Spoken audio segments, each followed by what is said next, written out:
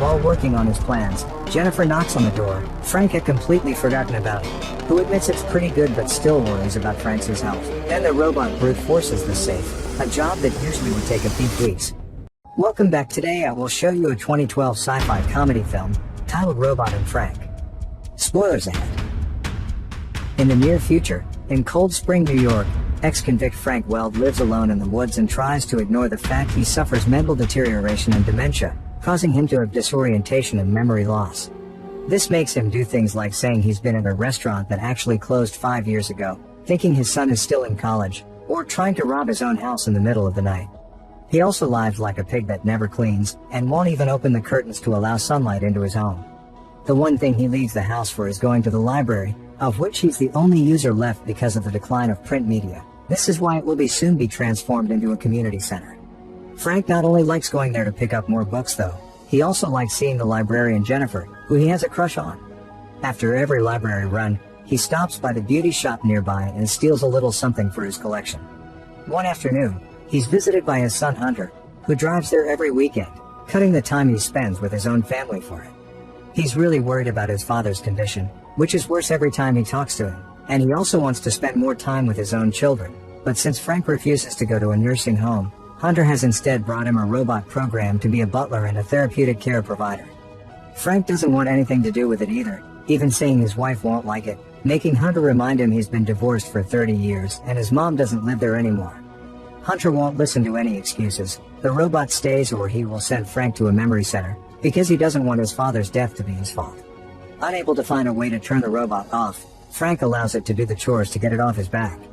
The robot not only cleans the entire house, it also goes grocery shopping and cooks healthy meals.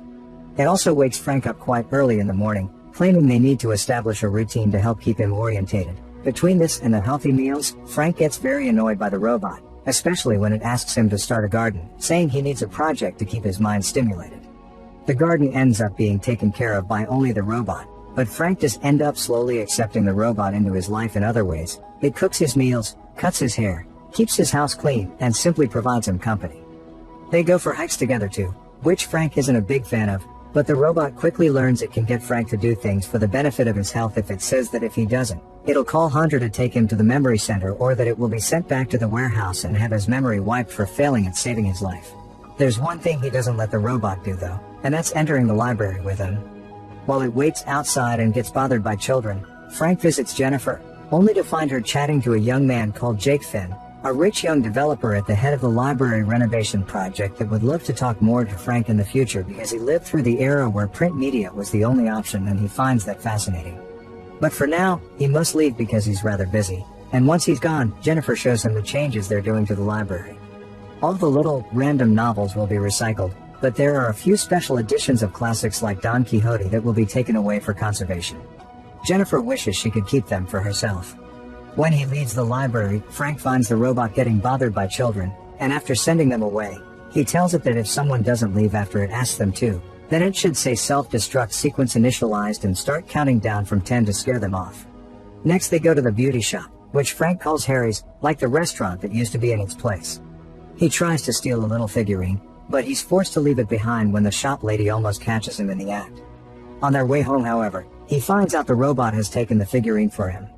It knows the definition of terms like stealing and shoplifting, but it has no sense of morals, and the law hasn't been programmed into it either. Frank finds himself really liking this side of the robot and decides to teach it how to pick locks, calling it the project that can keep him stimulated instead of the garden. This gives him an idea, and so Frank breaks his own rule and takes the robot into the library with him so it can learn where everything, especially the antique books, is located. They come across Jennifer, who tells them about an incoming fundraiser party and asks Frank to be her plus one, which Frank accepts. Afterward, he and the robot check out the security system outside the library, and Frank finally admits he wants to come at night and steal the old copy of Don Quixote. The robot doesn't think it's a very good idea because respecting Frank's schedule is important to keep him orientated, but Frank convinces it to help him by pointing out how stimulated this new project is keeping him. He hasn't felt this alive in a while. Hunter calls him one evening to scold his father for having complained about the robot to his sister, who is now harassing him to take the robot back. Frank tells him he's changed his mind and wants to keep it, surprising Hunter when he tells him to spend more time with his kids. After they hang up, Frank worries the robot has been telling him about their secret project, but the robot promises building trust by respecting privacy as part of his healthcare program. Later in the evening, they easily break into the library thanks to Frank's lifelong experience as a cat burglar. The robot takes Don Quixote and tells Frank they need to leave when it notices he's starting to get disorientated and asks weird questions like why it's wearing a space helmet. The duo leaves the library safely, but Frank forgets his glasses on the table. When they make it home, Frank is so pumped about their success that he doesn't want to go to bed yet, and this is taking its toll on him. He starts talking to the robot believing it is his son, showing regret over missing so much of his life in prison that he couldn't see him grow up and couldn't even recognize him the first time he saw him after he was released. The next morning, Frank gets a call from his daughter Madison, who is away on a trip to Turkmenistan. She's learned through Hunter that Frank is keeping the robot and believes her brother is abandoning him with the machine, and Frank can't help responding Hunter is at least doing something. Madison apologizes for not being around and reminds him traveling is what she does for a living. When night falls, Frank and the robot go to the fundraiser party with the intention of gifting the Don Quixote to Jennifer, but they cancel that plan when she refers to the robbery as something horrible. While Jennifer is mingling with the donors, Frank can't help noticing Jake is talking to Sheriff Rawlings while glancing at him. Jake decides to approach him then to ask him if he's ever been to prison and if he wears reading glasses before asking him not to come around anymore. When Jennifer finds him afterward, Frank has become a little paranoid and starts to wonder if this whole deal isn't just a scam because these donors are too loaded. The next day, Frank makes the robot show him his memory of the party, getting jealous that the robot can recall things so easily. Noticing all the expensive jewelry the guests were wearing, he starts planning their next job, which the robot protests against again. Frank reminds him this kind of activity is stimulating him more than the Dumbarton, and promises he'll go all over the potential risks to make it a mistake-proof job. The robot accepts Frank doing only the casingless research to keep him active. The duo starts going to Jake's house to watch it from afar and learn all the details about Jake's and his wife's daily routine and the house's security systems. While watching, they talk about a variety of subjects, and Frank starts wondering how much of what they do is the robot's choice and not just programming. The robot points out it's all programming, which Frank doesn't believe because of the time it had expressed not wanting its memory getting erased. To his surprise, the robot admits it only said that to coerce Frank, not because it has any actual wishes of his own. It is extremely aware of the fact it is not alive, and this makes Frank uncomfortable. One evening, while working on his plans, Jennifer knocks on the door, saying she's come over for dinner. Frank had completely forgotten about it, but instead of admitting it, he tells her he's still getting ready and to come back later. Jennifer leaves looking rather hurt after putting down the pie she's brought on the porch. The next day, Frank wraps up Don Quixote and goes to the library with the intention of gifting it to her, but he hears the modern music coming from the building and changes his mind. The two of them continue to watch Jake throughout the week, until one day, their planning and scheming is interrupted when Madison shows up of nowhere at the house. She's been thinking a lot about how she hasn't been there for Frank, so she's come to save him from the robot, or so she claims. Frank tries to tell her he likes the robot, but she ignores him and uses the password she got from Hunter to shut it down.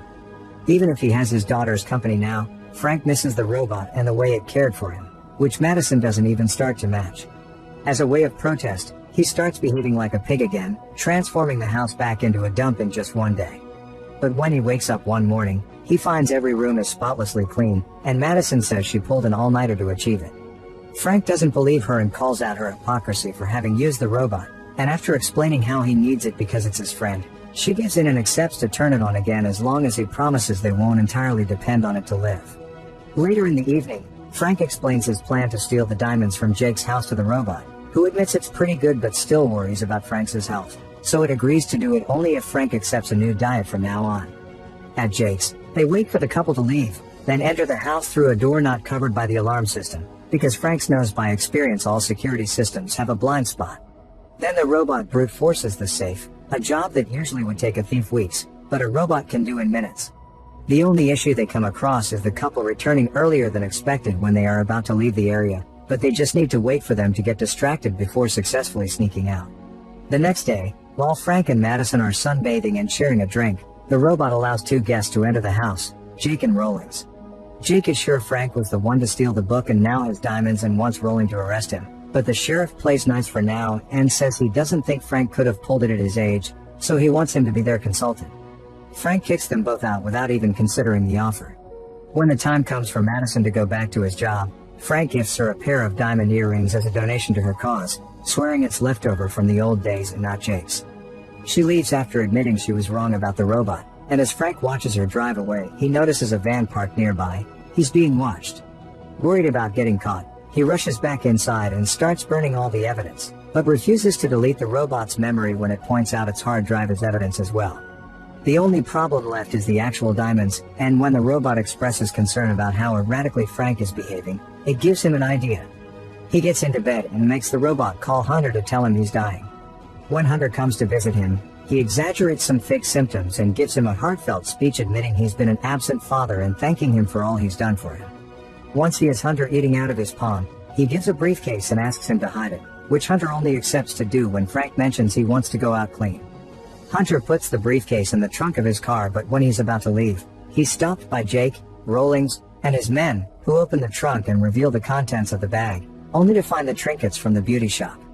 Jake says this should already count as probable cause, so they enter the house to search it, which Frank allows them to do because he's sure they won't find anything.